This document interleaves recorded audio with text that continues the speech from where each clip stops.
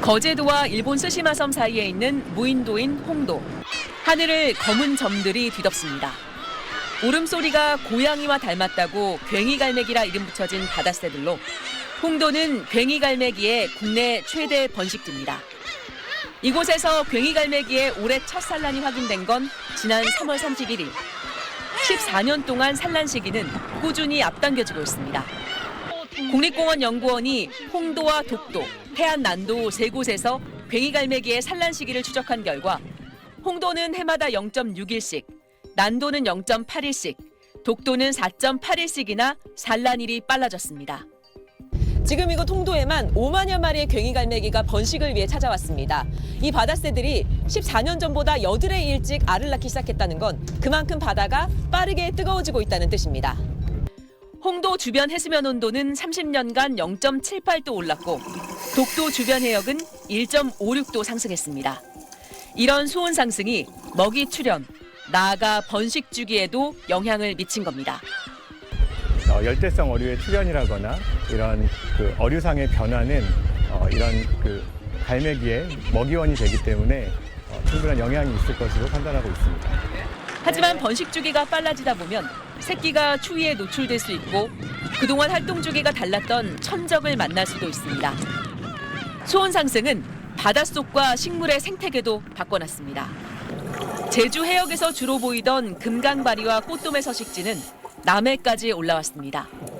거제도에선 60여 년간 국내 분포가 파악되지 않았던 문헌 속에서만 존재가 알려졌던 난대성 식물, 사철 검은재나무의 자생지가 확인됐습니다. 어린 개체의 비율이 좀 높은 것으로 봤을 때 최근 종자를 통해서 많은 확산이 이루어진 것으로 보여지고요. 수온 상승이 멈추지 않는 한 생태계 교란 범위는 넓어질 수밖에 없습니다. SBS 정선입니다. 경북 울진의 후포어 시장. 제주도 특산 수산물로 꼽히는 뿔소라가 곳곳에 나와 있습니다. 옛날에는 뿔소라가 그렇게 많이 없었는데 경매장에 가도 지금은 경매장에 가면 뿔소라가 양이 많이 보이는 편이에요. 그게 다 후포에서 잡혀 들어오는 그렇죠. 왕돌초에서. 왕돌주에서. 뿔소라와 더불어 방어와 전갱이, 삼치 같은 난류성 어종들도 많이 잡히고 있습니다. 울진 앞바다 왕돌초 부근을 살펴봤습니다. 소원을 형성하면서 제주도와 남해안을 주로 보이던 이 뿔소라도 육군 바다에서도 많이 보이고 있습니다. 실제로 뿔소라의 서식지 북방 한계선은 북위 34.02도에서 37.06도로 무려 340km나 북상했습니다. 뿔소라는 22도 정도 따뜻한 물을 좋아하는데 실제 여름철 22도 등해 수온선이 100km 올라간 걸로 확인됩니다. 세로줄 무늬가 인상적인 능성어, 아열대 희귀종인 부채꼬리 실고기 등도 울진 앞바다에 살고 있었습니다. 지금 보시는 산호는 주로 아열대 바다에서 식하는 연산호종인데 최근 울진 바다에도 나타나고 있습니다. 한 달에 1.5cm 정도 자라는 연산호의 특성으로 미뤄 4년 전쯤 여기 정착한 걸로 추정됩니다. 고등학교 때부터 다이빙을 했는데 전혀 산호 종류를 전혀 본 적이 없었는데 일을 하기 시작했을 때 산호를 갑자기 발견을 하게 되어서 조금 놀랐습니다. 동해의 수온 상승은 동중국해, 서해 등 어디와 비교해도 유독 가파릅니다. 전지구 평균 해수 온도가 지난 10년간 0.2도 상승할 때 동해 바다는 무려 1.8도나 올랐습니다. 동해 난류에 영향을 주는 북태평양이 계속 뜨거워지고 있는 데다 대만 한류의 동해 유입량이 증가하고 있기 때문입니다. 극지방 해빙이 녹아내리는 것과도 연관이 있습니다. 북극 해빙에 좀 녹아서 그런 순환들이 더 많이 발생할 확률이 있다. 패턴 자체가 동해 쪽으로 더 치우쳐 있거든요. 맑은 날이 또 지속될 가능성이 높고.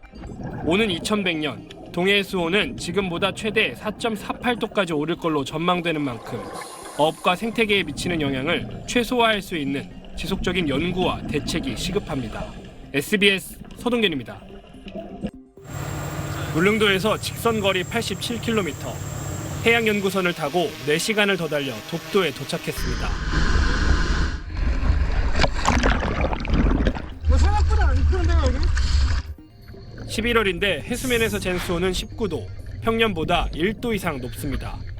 바닷속은 어떨까? 이곳은 독도 바다 수심 5m쯤인데 최근 아열대종이頻繁히 나타난다고 합니다. 바다를 둘러보겠습니다. 아열대종인 금강바리부터 전갱이과의 가라지가 떼를 지어 다닙니다.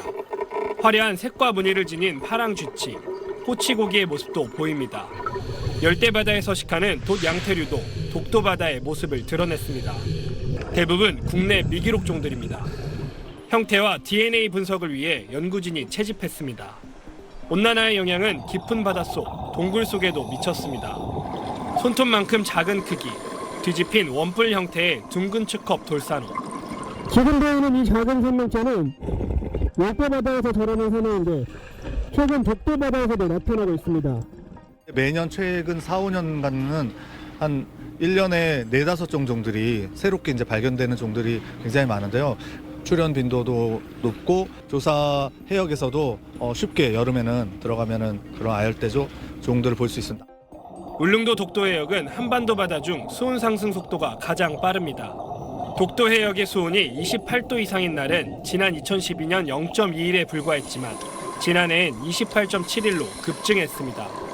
올해 8월 초 울릉도와 독도 중간 지점 수온은 31도까지 올랐습니다. 역대 최고치입니다. 최근 20년 새 울릉도 수온이 20도를 넘는 날이 눈에 띄게 늘었는데 같은 기간 울릉도의 대표 특산물인 오징어 어획량은 급감했습니다. 대신 파랑돔, 두동가리돔, 검은줄 촉수 등 아열대 어류 출현이 늘었습니다. 울릉도 주변이 또 한반도 주변이 오징어 어장 내지는 그런 자원 환경의 회복 가능성이 있느냐?